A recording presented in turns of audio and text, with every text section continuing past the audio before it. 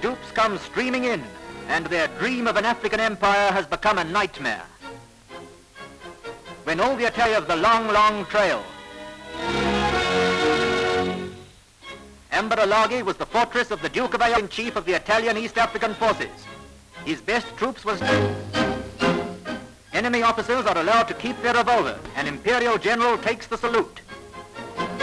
And when the garrison marches out, the victorious troops present arms.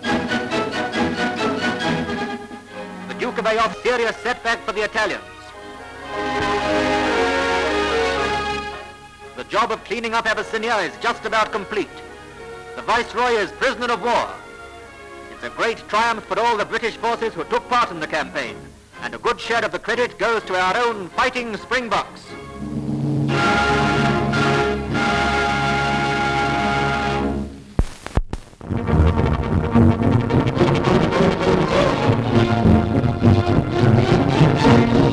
This is Ambaralaghi, stronghold of the Duke of Aosta. At the conclusion of that astonishing 1,700-mile drive, the South Africans moved into position from the south, and British and Indian troops from other directions filtered through the bush to administer the final stroke. Muscular Springboks heaved gun into their bush emplacements. Brigade headquarters gives its orders, and the Springboks go to it.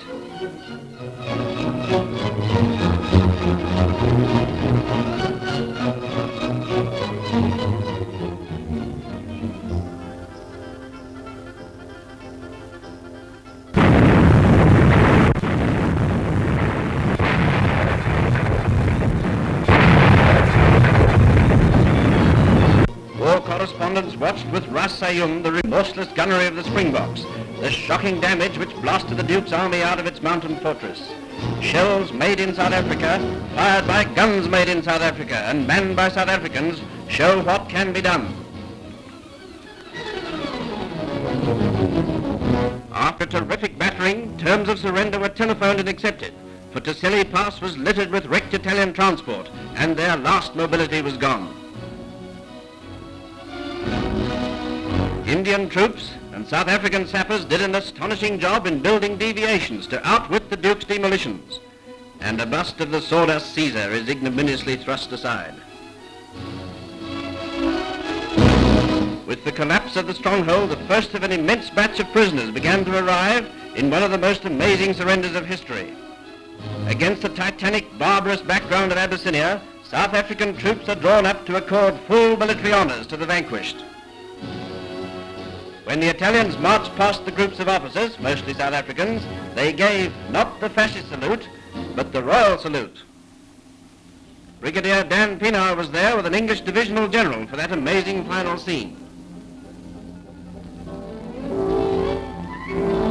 Finally came the Commander-in-Chief himself. A royal salute was accorded His Excellency the Duke of Aosta, Viceroy of Abyssinia, as he came to meet the victors. The Duke, who is a member of the Royal House of Savoy, inspected a special guard of honor and had a smile for our cameraman. With the last compliments paid to a gallant loser, the Duke's men continued their surrender.